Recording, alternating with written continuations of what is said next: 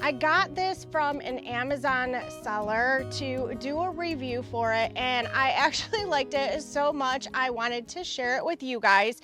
This is what it looks like when it's all put together. I'm 5'3", so you can see the height of it, and it is quite large. Now, it came with instructions, it came with all of the screws and all of the parts to put it together, but it took me about 2 hours. There was a little bit of fussing with the instructions as far as figuring out what poles went together, where.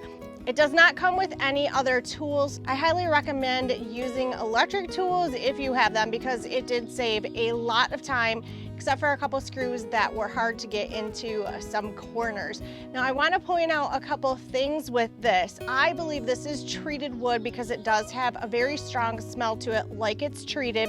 And there is a tray underneath of here, and this is to catch any water that is running down from the top of the bed. I can have some pretty heavy downpours. I don't know how much water this is going to actually be catching, about 1 inch to 1.5 inches, and then it's probably going to spill over. The bottom half of this is meant to be able to put your gardening tools or any other gardening accessories that you want to underneath. What I would highly recommend with this bottom, if you're just gonna have it outside, is if you're gonna get morning sun and evening sun, depending on where you have it, the bottom section will be great for potted plants. So they're a sunshade plant, and you could put a whole bunch of pots underneath of there, and if there is any rain fall off, they're gonna get that, but you could also mist it underneath. That would give you a whole nother layer. I have a lot going on my deck. I always garden up here, plus the big, huge garden. This is a nice addition. I'm gonna show you what I'm going to be planting with and all of the plants that are gonna go in it, and then I'll show you what this looks like when it's completed. Let me bring you in for a closer look. The first thing I'm gonna use is a peat, perlite, and soil combo, and I get this from a local greenhouse. They make it, and it's really light and fluffy and airy. If you're doing anything like boxes or deck plants or even hanging baskets, you're gonna wanna use these light and airy mixes because they will be light and they're not gonna weight down your boxes. This one is a peat moss mix, but it has like little wood chips and everything in it, so it's almost more like a compost. So we're gonna mix both of these together so we get the best of both worlds. One of the things that I like to use are these feed scoops. This is from my chicken coop. This makes it easy to scoop your dirt and your soil and your potting mix because it's got this nice edge on it. So I'm gonna be alternating scoops between the two, and then we can really start to stir this up as well. I get a nice layer across this fabric. One thing I want to point out with this raised bed is it has these beams here that you screw in, and your fabric is tucked up in between there.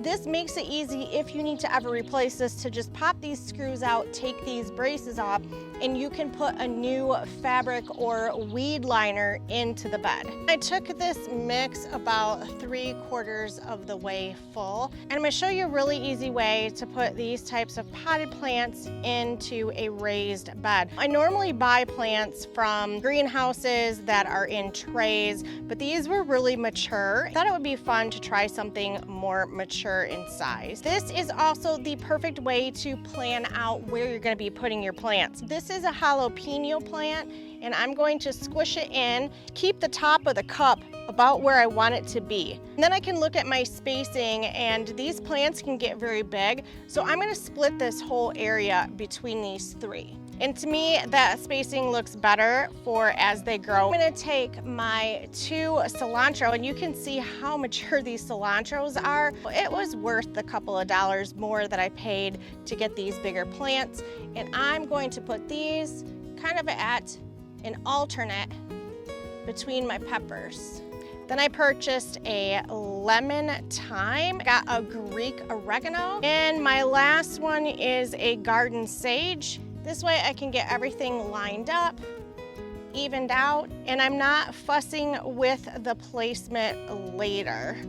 Then I'm gonna gently pack around the base of these cups. So you see I'm just filling this in so we know right where that plant is gonna be. I'm gonna take the level of this potting mix up to right under the lip of the cup.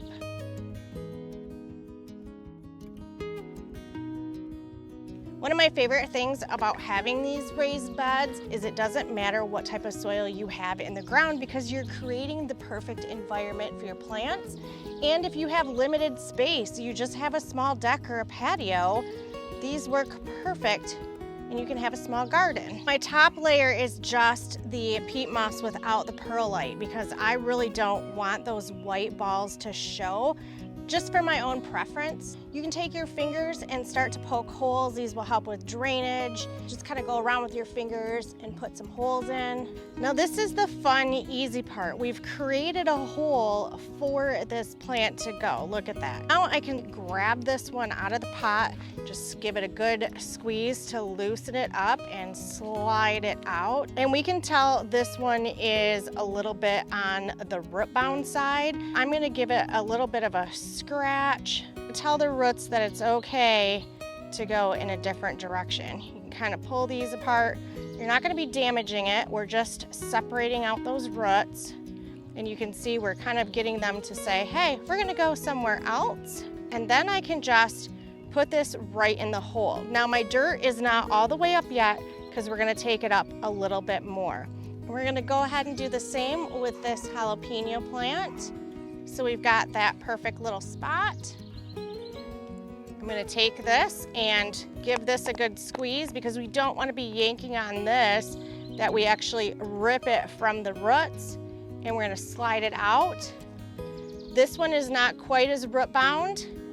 You can see it has really good roots. I'm just gonna lay that in there, kind of throw some of this loose dirt here off to the side. Give it a little bit of a pack. And we're gonna go around the entire garden that way. My chickens are going crazy right now. I think someone's laying an egg. I have them out free ranging in their new chicken yard. And being up here on the deck, I can see them. I can see the sky. That way I can make sure there's no chicken hawks in the area. Oh, this cilantro, she's root bound. So just give her a little rough up. Break these roots up just a little bit. And I am definitely racing against the rainstorm that's coming right now.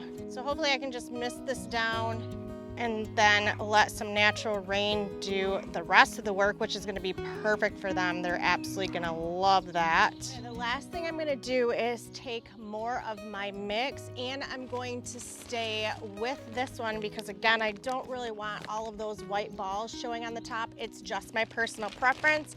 And I'm now going to fill up the rest of the way to the base of each one of these plants. Kind of poke down and around. I love that these raised beds are easy to get to too. I'm not bending over. I'm very comfortable. I think when you're harvesting your plants later, you can just walk out and grab your peppers or cut some herbs off. If you're growing tomatoes, you could add tomato cages to it. But because it's so deep, you could even try things like carrots, radishes, beets, anything that is in the ground. And digging up from this would be super easy to get those rooted vegetables out. And if you're the type of gardener that doesn't mind adding fertilizers, this again would be really easy to fertilize it.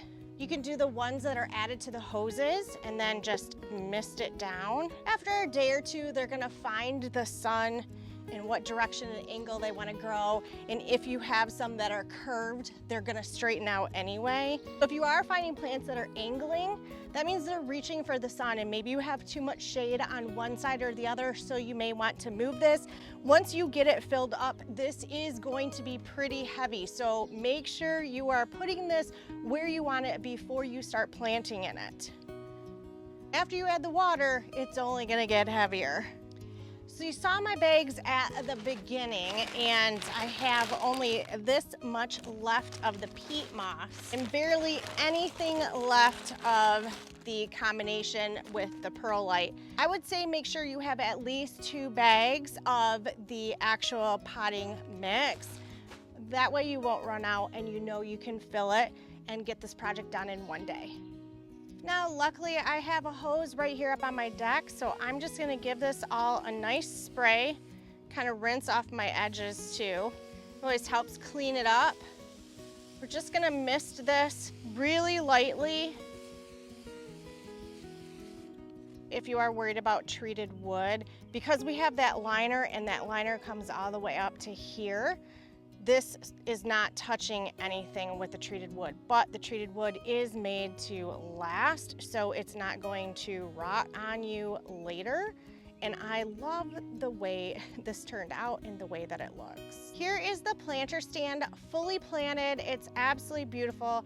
I'm excited to have this out on my deck, and I can't wait to see how well these plants do. Once this light mist soaks in, give it about 45 minutes to an hour, come out and spray it again. And I do that about 2 or 3 times, and that's gonna help settle this in. I love how this is so easy to stand up next to. Anybody can use these, whether you're building one yourself or buying a prefab done kit, which I still had to build anyway. This is a really good alternative for outdoor gardening if you're limited on space and you're not sitting in the middle of 20 acres with chickens in huge gardens like I am. This is a perfect option. Honestly, I think this could even fit on a deck of an apartment complex. This could fit on a patio if you're in a condo, or any area that you don't have, like I said before, a good soil base. So you can put this right out in the grass, put it in another garden area, and this also is going to help any critters that are gonna wanna come up. So you're not gonna have bunny rabbits just jumping up on top of this and destroying it. You might wanna watch out for raccoons if you have those in your area, but small critters will not get into this because it's up higher. If you have kids, these are also a great option for having your kids be a part of this because it's so accessible for them to walk up to and harvest and plant, and it would be a good lesson to teach them how to do their gardening. I hope you guys enjoyed this video, and it encourages you to try gardening at any level, any size, any area that you might have, because anybody can do it. And the smallest thing is gonna be better than going to the store and buying thyme and sage and peppers and spending so much money when you can do this initially, and this will last year after year, harvest after harvest. Check out my other videos of indoor gardening as well as outdoor gardening and some chickens. We'll see you guys on the next video.